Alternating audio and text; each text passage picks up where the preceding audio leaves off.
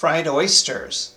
You need oysters, Ritz crackers, eggs, butter and olive oil, and some water. Hi, today we're doing my pan-fried oysters. I'm just doing a small batch today, but I would start with 1 quart of extra small oysters, dump them in a pan here, and add about a half of a container, third to a half a container of water, so it has a little bit of moisture. And what I'm doing is parboiling them so that the center is done. I don't like a mushy green gut in my oysters, so I parboil them a little bit. Now, I kind of wait until they lose a little bit more of their shine and feel a little bit firmer to the touch. They're almost here. And I'll do it on a medium-high heat. The other ingredients we're gonna need is Ritz crackers. Put 3 or 4 sleeves in your food processor and make them up into a fine coating mix, and 3 to 4 eggs depending, with a little water. Whisk it into a nice consistency, and then we're going to bread our oysters after they are parboiled. This allows me to cook them on the griddle with a little butter and olive oil, and not have to fry them so hard.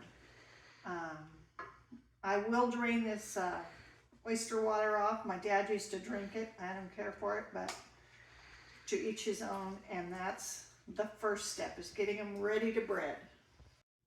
Now the oysters are parboiled. I like to drain them in here, but I keep the water over there so the steam comes up and they don't dry off.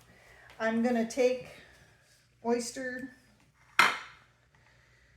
dip it in my Ritz, and that's all that's in here is Ritz. I don't use any other further seasoning. Actually, the Ritz makes a nice combination of salt and flavor and lets the oyster shine without overtaking the taste. So it's a little bit tedious, but it's well worth it in the end. Okay, so now here is the, again, this is 1 quart. I've dipped them in the egg wash and then in the Ritz crumbs. And I'm getting my griddle heated up with some olive oil and plenty of butter. I got it about 300, 325. My griddle is not a professional. It's a bit spotty on the heat. But, so I keep a close eye on them. I don't leave them alone. And I'm only going to cook them now because they're basically pretty cooked until I have a nice golden brown crust. So, okay, I see it sizzling. I can smell the butter. I'm going to start placing them on the griddle. It's best to have some sort of, a little bit of olive oil or fat where you lay them. It just makes that nice crust, which is very light and thin, but it gives it a nice texture and flavor. Okay, we're nearly done. I like this golden brown crust here. And I recommend using a little beaver tartar sauce or a fresh lemon juice to eat these with, but as you can see, I'm going for that color, and they're just right. So enjoy.